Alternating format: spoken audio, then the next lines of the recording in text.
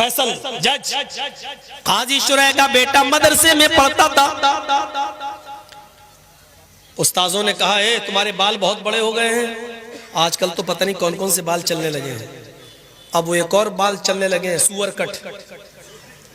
सुअर कट बाल जानते ना, इधर से कटे हैं, इधर से कटे हैं, इधर सब टकला है, चारों तरफ गोल, बीच में छत्ता मधुमक्खी का रखा हुआ है। इसको हमारे यहाँ कहा जाता है सुअर कट बाल। कौन कौन से बाल चलने लगे, अल्लाह रहम करे। और जाने पता नहीं कौन से हिजड़े ने निकाला होगा ये बाल, उनके नक्शे कदम पे हम चल रहे हैं। कौन सी इधर बाल साफ, देख के कसम खुदा की घिन आती है, अल्लाह इसके पास हम बैठे कैसे हैं। इधर से टकला बना, इधर से टकला, चारों तरफ से गंजा दिख रहा, ऊपर छत्ता रखा हुआ है, लगता है जैसे टुल्लू पंप चल रहा। अजीब हालत बना ली लोगों ने। काजी शुरैह के बेटे के बाल बड़े हो गए तो मदरसे के उस्ताजों ने कहा कि तुम्हारे बाल बहुत बड़े हो गए, फुर्सत मिले कभी तो बाल कटवा लेना हज्जाम से। ये भैया तुम बहुत उठ रहे हो यार, डिस्टर्ब करोगे।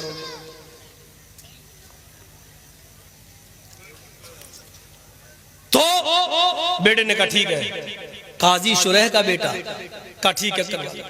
एक दिन उसको फुर्सत मिली तो निकल गया। उसने सोचा बाल कटवा के जल्दी आ जाता हूं, लेकिन हज्जाम ने उसको दुकान पे बिठा लिया, बेटे बैठ जाओ, एक आदमी के बाल काटने के बाद तुम्हारे बाल, तुम्हारा नंबर आ जाएगा।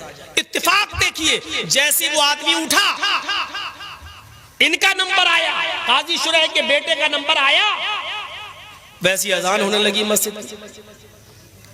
लेकिन उसने बाल काटना शुरू कर दिए थे। अच्छा उस जमाने में घड़ियां भी नहीं थी कि देख ले चाचा चल नमाज के बाद आऊंगा, अंदाजा ही नहीं हो पाया। बाल कटना शुरू, इधर अजान शुरू। जब तक बाल कटे तब तक जमात खत्म। काजी शुरैह का बेटा बाल बनवाने के बाद, हजामत करवाने के बाद जब मदरसे आता है, क्या देखता है कि जमात खत्म हो चुकी है। उसने वुजू बनाया और मस्जिद के अंदर अकेले नमाज पढ़ लिया। नमाज पढ़ा अकेले, सूरज भी गुरूब नहीं हुआ था, थोड़ी सी देर हुई थी बस, अकेले नमाज पढ़ लिया, लेकिन जमात छूट गई। मदरसे के असातिज़ा ने पूछा कि तुम कहां थे, उसने कहा बाल बनवाने में देर हो गई। मदरसे के असातिज़ा ने इसको उज़्र नहीं समझा, नहीं ये कोई उज़्र नहीं है, तो तुम्हें सजा क्या दी जाए। सजा के लिए तुम्हारे बाप को ही लेटर लिखता हूं, शहर के काजी हैं, सबसे बड़े जज है, देखे तुम्हारे बाप तुम्हारे बारे में क्या फैसला सुनाते हैं। और सुनो नौजवानों, और अगर उनके माँ बाप जिंदा हैं तो सुने। मुकदमा हजरत शुरैह की अदालत में आता है, काजी साहब आपके बेटे ने ऐसे वक्त में बाल कटवाए कि असर की अजान होने लगी।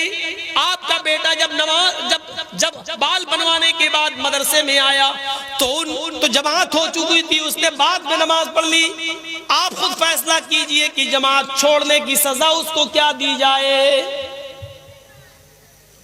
काजी शुरैह ने उस लेटर के पीछे एक फैसला लिख दिया और अपने कासिद, अपने एलची के जरिए एक मोटा डंडा देकर भेजा।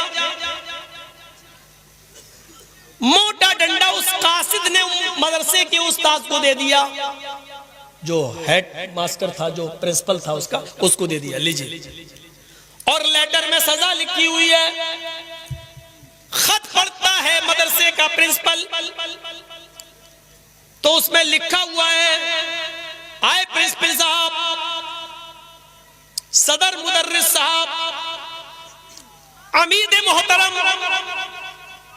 मेरे बेटे ने ऐसे वक्त में बाल कटवाए जिसमें असर की अजान का वक्त करीब था, लिहाजा बज़ाहिर मेरे बेटे का कोई उज़्र नजर नहीं आ रहा है, ये उज़्र शरई नहीं है। उसने जमात तर्क की, अमदन और जानबूझकर तर्क करना माना जाएगा। बाल कटवा रहा फिर भी जानबूझकर तर्क करना माना जाएगा। लिहाजा इस आमदन और जानबूझकर नमाज तर्क करने की सजा मैं ये सुनाता हूं कि जो डंडा मैंने तुम्हें भेजा है, इस डंडे से मेरे बेटे को इतना पीट लो, इतना पीटो कि ये डंडा 3 टुकड़ों में बट जाए, इस डंडे के 3 टुकड़े हो जाए। मोटा डंडा, ये वाला नहीं था पकड़ो एक मारो टूट जाए, मोटा डंडा 3 टुकड़े हो जाए। हाँ, लेकिन जब डंडा 3 टुकड़े हो जाए तब मेरे बेटे को पीटना छोड़ देना। उसके बाद मेरे बेटे की सजा ये होगी कि उसको 3 दिन तक कैद खाने में डाल देना, किसी बंद कमरे में बंद कर देना, उसको खाना बंद कर देना, उसका पानी बंद कर देना और रोजाना तौबा कराना।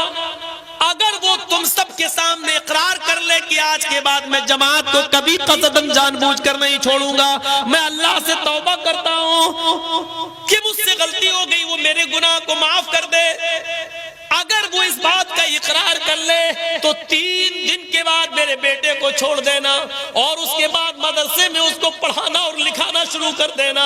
लेकिन अगर 3 दिन भी भूखा प्यासा रहने के बाद भी वो तौबा ना करे और इस बात का इकरार ना करे तो उसको उस कमरे में उस वक्त तक बंद रखना जब तक कि वो भूख और प्यास की शिद्दत से मर न जाए।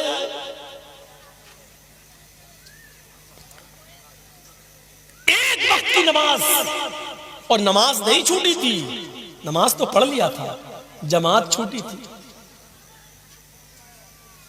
एक वक्त की, वो भी बाल बनवाने में। हम अपने गरीबानों में झांक कर देखें कि हमारी औलाद, ये कौन सी नमाज है। हम जिस दुकान पर बैठे हुए हैं, अजान हो रही है, बाप हाजी है, हज करके आया, बेटे बैठो दुकान पे, हम नमाज पढ़ के आ रहे हैं, पहले हम पढ़ा बाद में तुम चले। ये इस्लाम के अहकाम किराना मर्चेंट की दुकान नहीं है, जो तुम्हें पसंद आए वो करोगे और जो नहीं पसंद आए वो नहीं करोगे।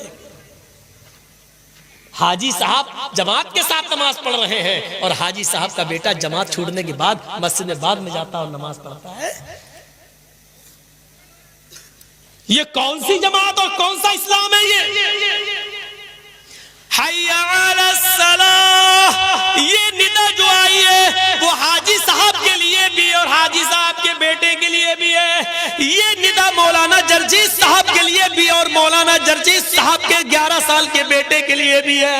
ये निदा इमाम हरम के लिए भी है और मक्के के रहने वाले लोगों के लिए भी है। यही आवाज हय्या अलस सलाह सऊदिया के बादशाह के लिए भी है और सऊदिया के गलियों में भीख मांगने वाले भिखारियों के लिए भी है। इसी एक वक्त में यही नमाज का वक्त सबके लिए है। सबको एक ही वक्त में मस्जिद में जाना है, एक ही इमाम के पीछे नमाज पढ़ना है, उसी की इब्तिदा में नमाज अदा करना है, एक दूसरे को चिपक कर खड़ा होना है, कदम से कदम मिलाना है, टखने से टखना मिलाना है, कांधे से कांधा मिलाना है, अपने दिलों के कीने और कदूरत और बुग़्ज़ और इनाद को खत्म करना है और एक ही साथ रुकू में जाना है, एक ही साथ सजदे में जाना है और इस बात का ऐलान करना है, एक ही सफ में खड़े हो गए महमूद व अयाज, न कोई बंदा रहा न कोई बंदा नवाज। ये निदा हय्या अलस सलाह की आवाज सबके लिए,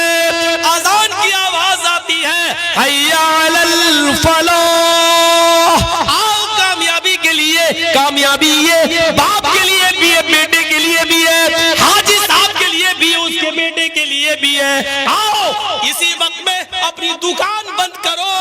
अजान की आवाज सुनने के बाद अगर तुमने दुकान बंद नहीं की और मस्जिद के अंदर नहीं आए तो जब तक जमात हो रही है, अजान हो जाने के बाद से, हय्या अलस सलाह सुनने के बाद से जमात होने तक जितनी तुम बिक्री कर रहे हो, जितना माल तुम बेच रहे हो, इसमें जो कमाई आ रही है वो हराम है और इस हराम कमाई को अगर तुमने माल हलाल में मिला दिया तो वो माल हलाल भी हराम हो जाएगा।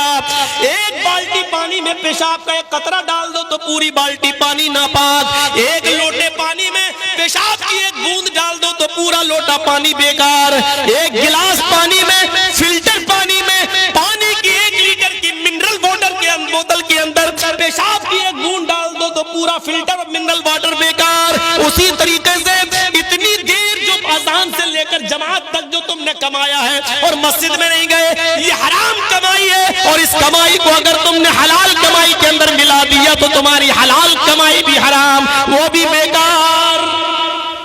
आइंदा नहीं बुलाएंगे इस मौलवी को, ये तो सबकी खटिया खड़ी हो रही है।